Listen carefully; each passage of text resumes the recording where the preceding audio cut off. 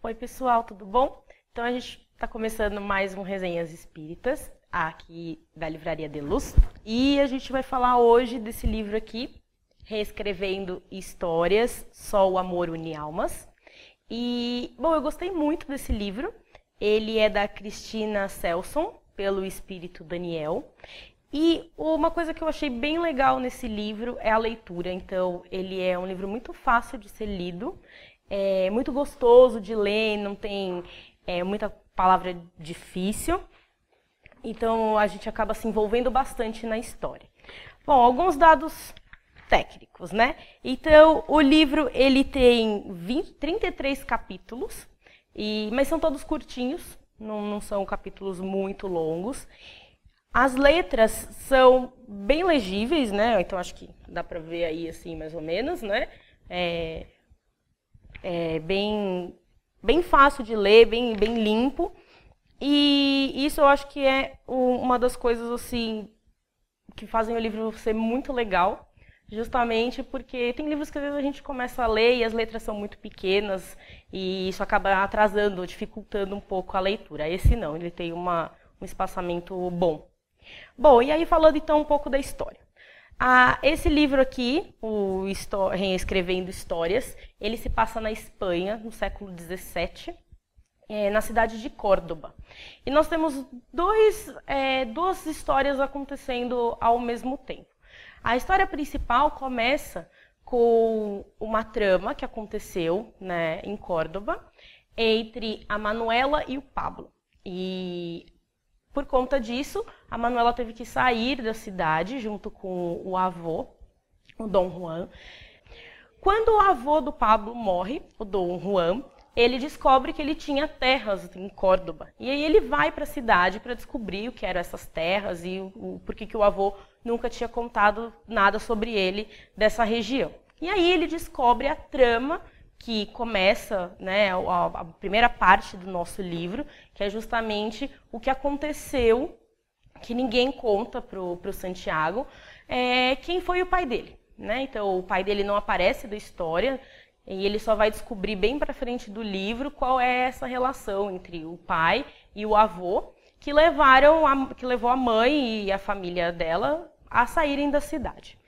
Essa é a primeira parte, né? A primeira trama do livro, que na verdade eu pensei que era a trama principal, que ficaria focado na questão do Pablo e do Santiago se entenderem como pai e filho, dele perdoar o avô pela trama que aconteceu. Fica aí cenas, né, para vocês conferirem o que acontece, mas não. Então, quando ele chega na cidade, ele descobre uma outra realidade e ele passa a ter outros convívios, ele passa a ter outros amigos, e daí surgem a história principal, né, o enredo que vai se perdurar até o final do livro, que é entre ele, né, Santiago, e Nina, que é filha de um colega do avô dele, o Dom Juan e o Afonso, e ela se apaixona por ele. Bom, a questão que acontece aí no livro também é que você tem Nina como sendo uma personagem que vai trazer essa ideia da mediunidade, do espiritismo para o livro. Porque até então Santiago ele não entra nas questões religiosas, mas ele não tinha essa visão mais apurada do espiritismo ou da importância de trabalhar algo que não estivesse seguindo os preceitos da Igreja Católica, né? E vale lembrar que a gente está falando da Espanha no século XVII, então a Igreja Católica é muito presente na Espanha e principalmente a Inquisição, que vai fazer algumas aparições no livro, o Inquisidor, e algumas outras cenas acontecem sempre com esse medo de serem descobertos pela Inquisição, serem descobertos pela Igreja. E a Nina tem essa curiosidade, essa percepção mais espírita, porque ela tem contato com um acampamento de ciganos, que vai fazer a ligação com a história do Pablo e do Santiago, né? E por que o Santiago chegou na cidade, mas nesse livro são os ciganos que têm essa percepção mais apurada, que vão fazer aí o papel do médium, da ideia de trabalhar as relações com o plano espiritual, de saber que você tem que auxiliar ao próximo. Então essa parte vem bastante, na verdade, com os ciganos, com a Inês, que é a matriarca desse acampamento, e é uma das personagens que eu achei mais fortes e mais presentes no livro. A Nina também ela é muito perceptiva, e ela tem mais duas irmãs que também compartilham essa percepção espírita, que é como ele trabalha no livro, né? Em momento algum ele vai trabalhar a ideia de mediunidade como a gente conhece hoje, mas é mais essa percepção de existe algo a mais, existe um plano acima de nós que nos orienta, que nos auxilia, então elas remetem a isso.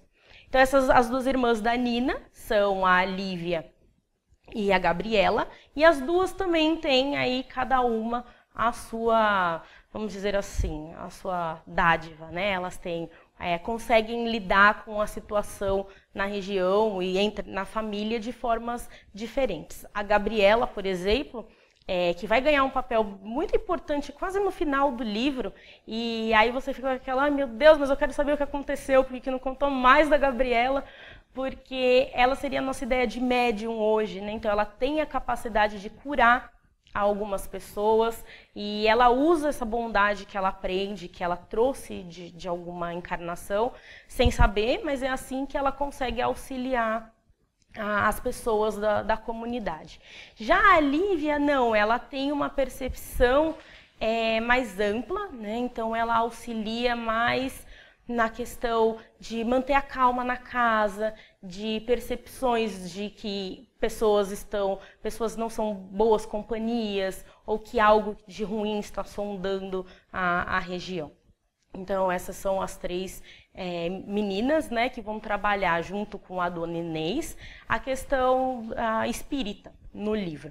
E isso eu achei bacana, porque o plano espiritual, os amigos de luz, eles aparecem de uma forma muito sutil, mas muito envolvente. E ela realmente entra no livro, entra na história de uma forma tão sutil, mas eu achei muito linda, achei bem, bem legal, bem diferente, e acho que vale a pena conferir essa parte também. Bom, uma personagem importante na história que a gente tem que levar em consideração é a Lola. Ela é uma das ciganas desse acampamento da Dona Inês.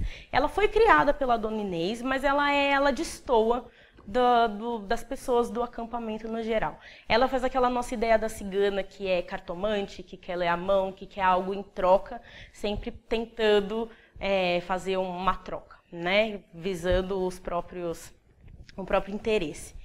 E uma coisa que vai acontecer, que é bem interessante, que ela vai tentar, quando o Santiago aparece na cidade, e ela é uma das pessoas que sabe da trama, ela é a primeira que vai contar a ele, apesar de todo mundo ter comentado que tudo a seu tempo, e ele saberia na hora certa, ela é a primeira a ir lá contar, querendo algum favor em troca.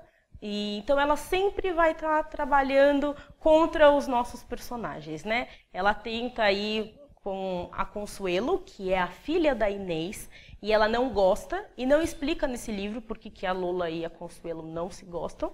Uma das coisas que a Consuelo fala é que, bom, só existe uma explicação para ela não gostar de mim, e que isso se explica por eu terem mais de uma vida, né? Então a gente deve ter algum problema aconteceu entre nós em vidas passadas, e por isso que ela tem essa percepção sobre mim. Então, isso é uma coisa bem interessante.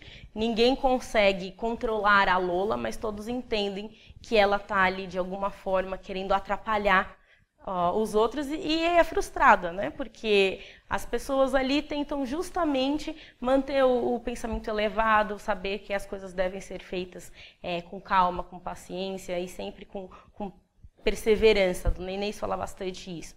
E é uma coisa interessante. Então, a Lola vai ter esse papel aí de, eu não diria de vilã, mas de anti-heroína da história. Ela que vai causar alguns problemas que vão afugentar os nossos personagens. Uma das coisas interessantes também que aparece misturando aí a questão espírita, como ela entra no livro, é que a Gabriela, apesar dela não ser uma das principais, de ser a protagonista da história, a cena dela é muito importante, porque no começo ela tem várias crises, e ninguém sabe explicar, ela passou por vários médicos e ninguém sabe qual é o problema que aflige ela. Até o Santiago chegar, ele é médico, e constatar que ela tem problemas respiratórios. E aí disso ela começa a trabalhar a respiração nessas crises, e a Nina, que é a irmã dela, que fica apaixonada pelo Santiago, ela consegue ver, né, alguns espíritos, e ela consegue ver, observar que existem algumas almas não muito elevadas em torno da Gabriela. E aí uma das funções dela e do Santiago é justamente auxiliarem a Gabriela nesse momento de transição, porque, como eles contam no livro, um dos papéis dela é se fortalecer para poder auxiliar os outros, né? Então, eles conseguem, aos poucos, fazer com que a Gabriela ganhe controle sobre essas crises que ela tem, como tratado no livro, mas que, na verdade, tem a ver com a questão de quais são as companhias espirituais que estão com ela.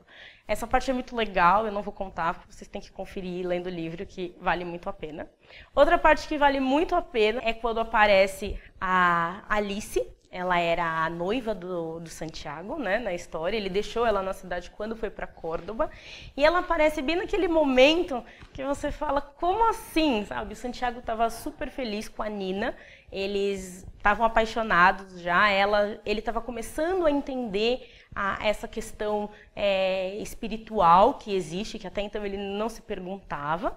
E é a hora que você fala, nossa, vai dar tudo certo no livro, né? Aí aparece a Alice. E a ideia dela é justamente atrapalhar os planos do Santiago. Ele não quer que ela não quer que ele fique com a Nina de forma alguma, mas a Nina tem essa percepção, ela sabe que ela tem um amigo espiritual e ela pede muito o auxílio dos mentores espirituais, e eles conseguem, de uma forma bem diplomática, lidar com a situação. Mas o que fica de curiosidade para vocês conferirem é que a Alice, essa noiva do Santiago, ex-noiva agora, né, do Santiago, ela se alia à Lola, que é aquela personagem que a gente viu, que é a anti-herói da história. E daí que vem a próxima trama, né, do nosso livro, do enredo, que é muito bacana, que eu não vou contar, que vocês precisam conferir, mas é muito interessante perceber justamente isso, né? Então, a ideia que eles passam no livro de que você sempre tem o apoio espiritual e que isso ajuda a passar pelos momentos. Quando a Alice aparece, quando a Lola faz as tramóias dela, quando o Santiago descobre sobre a família dele, sempre tem a parte espiritual, tipo, de feedback, que fica muito legal ao longo do texto. Não cansa e você consegue ter a outra perspectiva. De novo, lembrando que a gente está no século XVII, então não existia essa ideia de espiritismo como a gente conhece hoje. Mas ele aparece de uma forma tão viva, tão sutil, que vale muito a pena. Então, esse é um resumo do nosso livro. Se vocês gostaram, compartilhem, curtam aqui no nosso joinha, porque a nossa ideia é continuar com muitos outros livros. E vocês gostarem, leiam um livro. Vou mostrar aqui de novo, é esse aqui. Ele está disponível lá na livraria De Luz, por um preço muito legal. E, inclusive, é o livro do mês lá na livraria. Então, deem uma conferida, deem uma olhada. Se vocês gostaram ou acham que a história poderia ter sido diferente, compartilhe aqui, comenta no nosso link e a gente vai falando mais sobre a história. Tá bom? Então, beijos e até a próxima.